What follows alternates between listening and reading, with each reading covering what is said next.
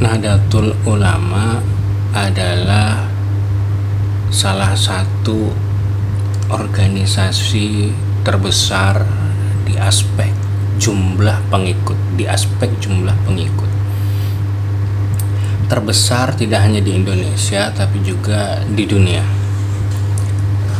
Bahkan dia termasuk organisasi yang besar, organisasi Islam yang besar di dunia karena jumlah pengikutnya demikian besar. Ini sebenarnya imbas dari jumlah penduduk di Indonesia yang juga tergolong besar ya kalau dibandingkan negara-negara di dunia.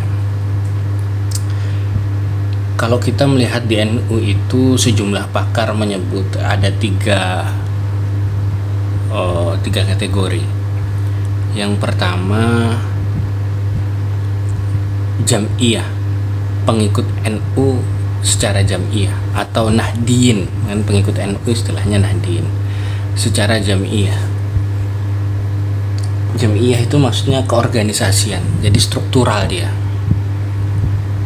Ada juga yang kedua, ya tadi kan tiga kategori ya. Ini yang kedua, pengikut NU secara jamaah. Jamaah berarti kultural. Ada tuh orang mengaku NU, orang yakin kalau dia NU, tapi dia tidak masuk struktural. Dia tidak masuk struktural. Saya mencontohkan, misalnya saya tidak masuk struktur di PCNU, enggak. PC itu pengurus tingkat kabupaten kota ya. Di PW enggak, PW itu struktur atau pengurusan di tingkat wilayah. Di PBNU juga tidak, di tingkat pusat itu ya kalau PBNU. Di MWC tingkat kecamatan juga tidak. Saya bahkan tidak tahu kalau di kelurahan itu tingkat desa itu istilahnya ranting atau anak ranting, saya tidak tahu. Saya tidak masuk tuh, tidak hanya di NU tapi di Ansor saya enggak, di Muslimat apalagi ya. Nah, kalau misalnya saya ikut Ansor atau di Muslimat atau di Fatayat, itu berarti saya golongan yang pertama dari kategori pertama, struktural. Tapi ketika saya tidak ikut itu semua, tapi saya yakin kalau saya NU. Kalau orang tanya kamu NU atau Muhammadiyah, gitu, saya dengan percaya diri saya bilang saya NU, berarti saya kultural. Ada juga kategori ketiga, yaitu istilahnya tradisional. Bukan berarti orang yang tidak modern ya. Tradisional di sini cuma istilah. Tradisional kultural. Maksudnya apa? Dia ini ya. Kalau ditanya kamu NU atau tidak, dia bilang enggak juga sih. Saya biasa aja seperti orang pada umumnya, seperti keluarga saya, seperti abah-abah saya, kakek-kakek saya, ayah-ayah saya. Kenapa saya sebut ayah-ayah saya? Karena ayah itu kan tidak hanya yang secara genetik ya. Kalau secara genetik ya cuma satu, tetapi kan kadang kita juga manggil Pak D, manggil Pak Le itu bapak, ada juga bapak angkat dan seterusnya. Kategori ketiga ini saya ikut kultur saya, masyarakat saya, ayah saya, kakek saya, yang banyak ternyata tradisinya tradisi NU. Di masyarakat kan banyak tuh orang mengaku tidak Muhammadiyah, tidak NU, tapi dia tahlilan, dia sholawatan, dia sholat zikir, habis sholat berjamaah banter-banteran, dia melok kataman dan seterusnya. Dimana itu sebenarnya tradisi-tradisi yang dibawa oleh ulama-ulama NU. Itulah kenapa ramai juga istilah Ahlus Sunnah wal Jamaah An-Nahdiyah, karena memakai tradisi dari Nahdlatul Ulama, jadi disebut An-Nahdiyah. Tiga kategori tadi ya. Kekuatan NU besar karena jumlahnya besar, apalagi kalau kita melihatnya dari aspek negara demokrasi. Di negara demokrasi ini jumlah yang besar itu kemudian menentukan, khususnya di lingkup politik. Jadi banyak riset menyebut pengikut NU di 3 aspek tadi ya, di 3 kategori tadi, itu jumlahnya 100 juta lebih. Sementara penduduk Indonesia 272 atau 275 sekian juta gitu. Yang NU lebih dari 100 juta tuh. Makanya secara politik dia itu dianggap oleh sebagian besar orang itu punya kekuatan besar. Walaupun faktanya orang NU itu terbagi-bagi, ada yang ikut partai A, partai B, partai C, ada yang ikut PKB, ada yang ikut PDIP, ada yang ikut Golkar, ada yang ikut Gerindra, dan seterusnya. Jadi orang NU memang mewarnai, karena jumlahnya besar, tidak mungkin di satu partai itu, apalagi di negara demokrasi seperti ini.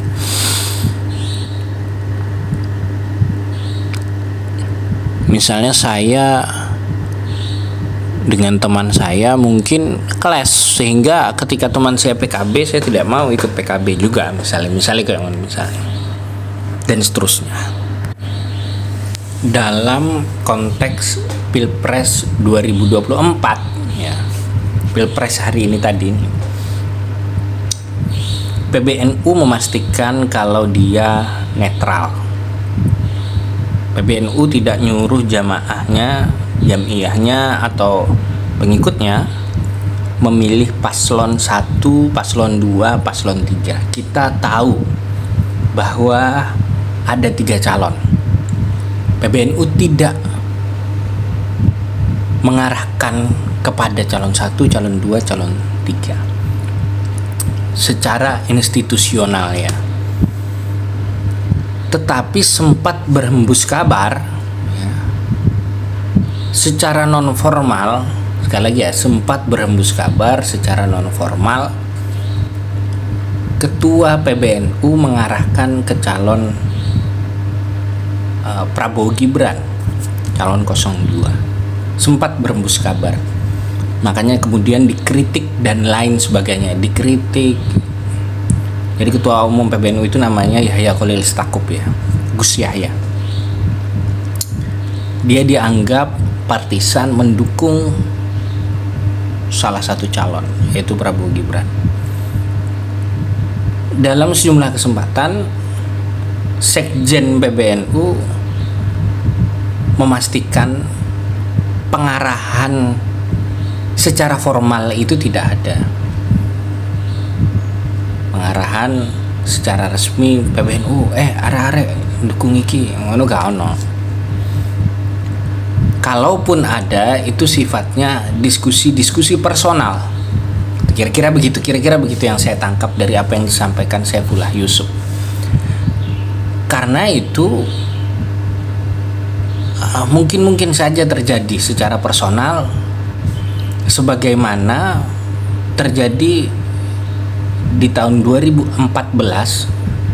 Ketua Umum PBNU saat itu, jadi Ketua PBNU kan pasti berubah-ubah ya, 2014 namanya Said Agil Sirot, bilang secara formal mendukung Prabowo waktu itu dia. Jadi Prabowo itu dari dulu sudah nyalon lah. 2014 Ketua Umum PBNU mendukung Prabowo,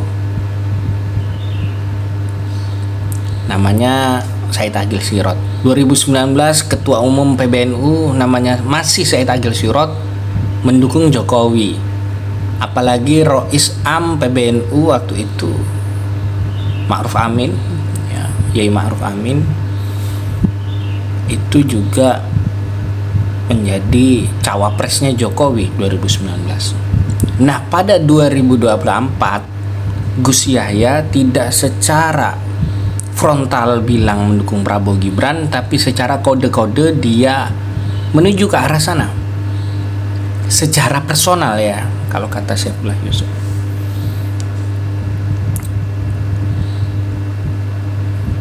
Nah, fenomena semacam ini tidak bisa dihindarkan. oleh NU itu sendiri, di mana NU prakteknya secara politik dia itu ada di semua paslon, lalu kuat, sama-sama kuat karena banyak jamaahnya, banyak jamaahnya, terpecah-pecah di semua paslon. Di negara demokrasi itu tidak mungkin dihindarkan, dan adanya kecenderungan politik oleh personal NU itu sulit juga dihindarkan.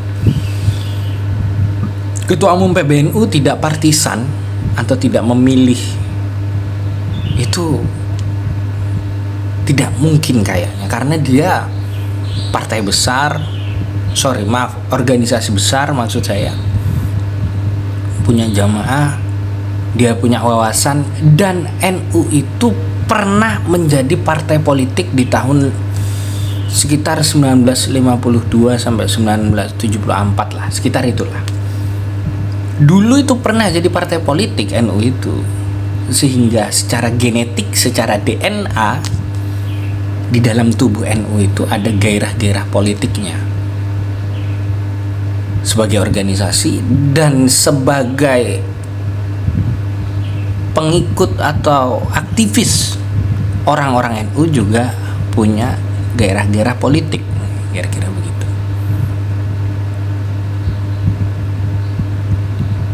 Gairah-gairah politik dalam tubuh NU yang bisa jadi sangat kuat inilah salah satu faktor yang menyebabkan orang-orang NU bisa mendukung atau tidak mendukung paslon tertentu secara frontal, secara eksplisit maupun secara implisit, secara tidak frontal dengan kode-kode bisa, secara langsung disampaikan juga bisa. Baik.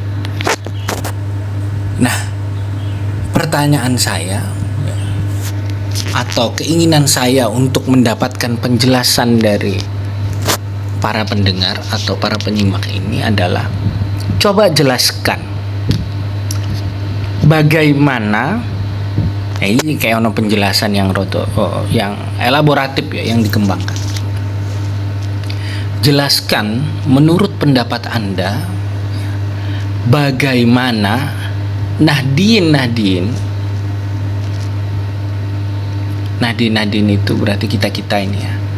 Bagaimana Nahdien bersikap terhadap kiai-kiai NU yang berpolitik.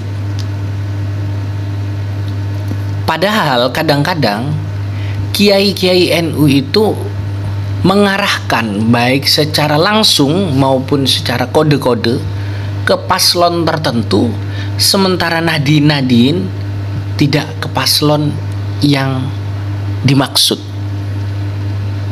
Sebagai contoh ya, kalau di lingkup daerah misalnya, sebut saja di daerah Lumajang, ada 2 paslon ya, atau 3 paslon A, B, C.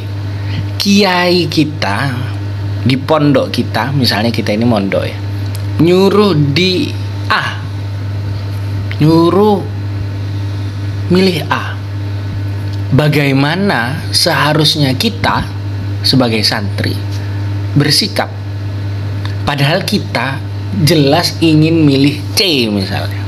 Nah, kira-kira seperti itu. Coba sampaikan pendapat di kolom komentar. Assalamualaikum warahmatullahi wabarakatuh.